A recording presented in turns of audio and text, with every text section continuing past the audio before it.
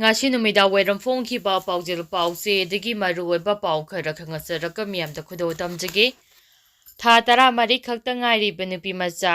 rep tawraga hatoklaba matung phumjilamle tha tara mari khakta ngairiba nupi macha amma North Tripuragi Piniskar ki mafamda rep tawraba matung hatoklamle haire paugi likhul amagi matung inna 21 adu nirambaja Assamdagi phagakhre haire Thaudo adu tha asiki taraga mathoida thokibani haire Officer in charge Peninsula Police Station gi Sumanta Banerjee na nupi macha adu rep tawraga hatoklaba matung phumjilambani haire Police na thaudo adugi matangda wahang pahong tawbada 21 aduna angang adu mamadagi adwai fawba potholagi hairaga laukibani haire pung ahumgi matung fawba halaktaba duda mama mapa anina pakhatpadagi khungangi miyoi singa loinana Tiba humba tawraki haina officer aduda phongdorakki angang adugi hakchang adu phumduna leiramba thengnabadagi postmortem tawraba matung imung manungda sinakhre police na makhatan investigation chathari amasung 21 adu court ngasi puthokani haina su pawa sina makhatari makhatarapa pauda sangdokhiba president gi matam loidringa da anoba lengak semba yabagi thajaba leire ibomsa Delhi de kem tawduna leirakiba BJP ki MLA sing mathang halakpaga loinana ngarang numi yungba matungda MLA khongba tafam ibomza leksang them susindro yumnam khemchan amadi usam deben Imphal da halakre Imphal International Airport da thunglaba matung MLA ibomza na hai Manipur da ani suba tangka oina tha taruk parachidi ro sangdokhiba adugi matam loidringa da anabalengak semba yabagi thajaba leire mahakna hai Manipur ki oiriba phibam asi paudamnaduna amadi anabalenga ama sembinaba Delhi da kem tawduna MLA kaya leirakre mahak masana October 10 da wafam khara phongdokhibasu leikirabani Central leaders sing da Manipur ki politics ki phibam khanghaluba haibasi MLA sing adugi maru oiba pandamne MLA singi team aduna haujik paikhaleba tangdu leitaba phibam hanjinabagi thausil amadi Anobalenga ama semanabagi matangda center ki lujingba singda taksilamle athuba matamda anobalenga ama laklagani habagi thajaba leire haujik sangdoktuna leiriba tha tarukki pudachide rugi matam asi loidringai de oithokpa yai mathang tha asimakta da lengak semba haiba adugi chapchana haiba ngamde tawbadabu haujik leiriba pudachide ru asigi matam loidringai de lengak semlakpa yai haibani haina phongdolomki ngarang MLA mari thonglakkiba matung Athengboda atopa MLA khadasu halakani haiba wafamsu pamisingda phongdolamki makha tarakpa pauda numit 8 ni khakta oirabasu chief minister ohenbiyu lebaki problem sing loisinjage IS konthojam chai om phajilaklaba Manipur da thokliba irang asida miyoi lising hompu hena lanjenari lanjadraba miyoi chani yankhai hena laikhidrei adug haujiksu Manipur ge MLA hompu asina anobalenga ama semba ngamdrei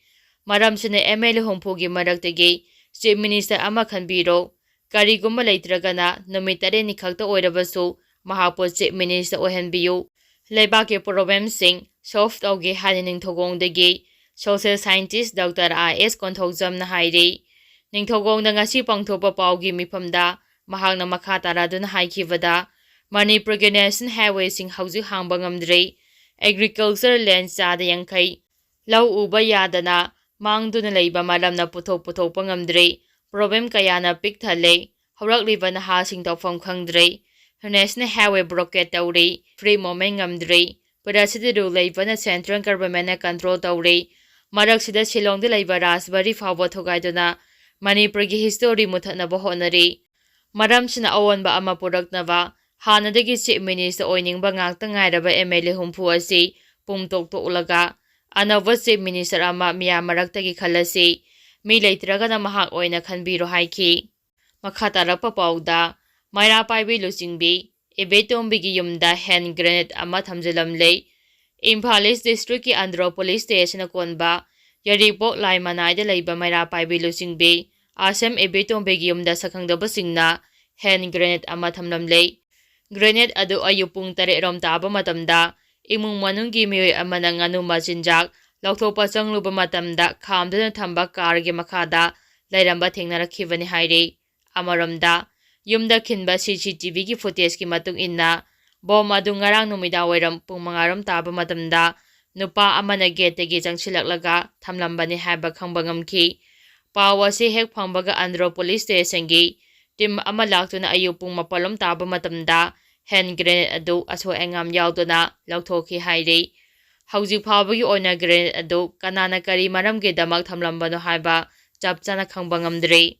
Makha tarak poina kangla pawdagi maru oiba paw khara khangasaraka miyamda khudo tamjage punna siduna leiramle. Haukiba October 12 ki numidangda Delhi gi Monikarada Kuki community gi nupi ama mahaka laiminaba Meitei Pangal amaga punna siduna leiramle haire. Paw asina makha tana hairibadi makhoi ani asi yamna toina khatna chainaba thopagi report lay. Ngarang su numidang pung 4:30 tararom taba matamda makhoi ani asi yamna kanna mare yenaki. Maduna maram oiraga boyfriend asina mahaka laiminariba nupi adubo halaba matungda mahang matomda sijakibani. Thagdo aduda laikhidraba nupi adugi mamingna Bengsi Nengnei Themkhong Sai kawi hairi. Makha tarakpa pawda Manipurgi watho asigi matangda political solution puraknaba Kuki Zo Conclave na Dhabi tawkhre. Manipurda thokliba sahi ani helava watho asigi matangda Kuki Zo community singi representative singi oiva high level conclave ama Shillongda pangthokre.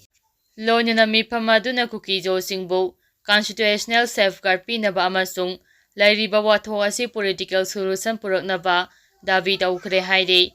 Ngarang Shillongda pangthokiba Kuki Zo gi conclave aduda tunga CSO singi mihutsing legal expert regional think tank amadi su agreement gi makhada lairiba mihut kaya su saru yaki. Conclave aduda saru yakiba singna sahi ani helaba Manipur gi irang asi saitheng mayoknariba Kuki Zo amasung Meitei community ani gi marakta wari watai sanaduna amasung wakhal taminabaga loinana hingsa asigi victim oiraba sing amadi IDP singi security amasung justice ki matangda wafam kaya phongdongnaki. Loinana watho asi political sentiment ama purakpa khaktana tungkoinagi oina santi purakadavana central government gi makedegi Kuki miyam gi maru oiba political experience ama oiriba Indian Constitution gi article 239A gi makhada legislature leba union territory ama semnava central government da taksingki. Loinana mifam aduna Indian Constitution gi article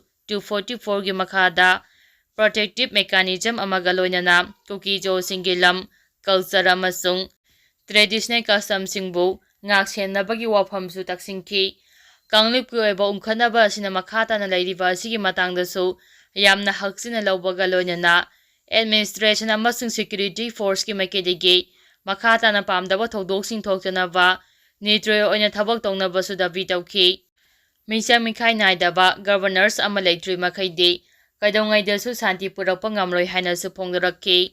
Mifam aduna loisilakpada Kuki Zo civil society singi marakta ningthina coordination laina thabak tawminanaba amasung solidarity gi damak mot amata oina wasakminaki. Loinana region asida matam supagi oina security development amasung self reliance ki thabak thoramsing hena khomang saksilhanaba thorang kaya asu laukthokki.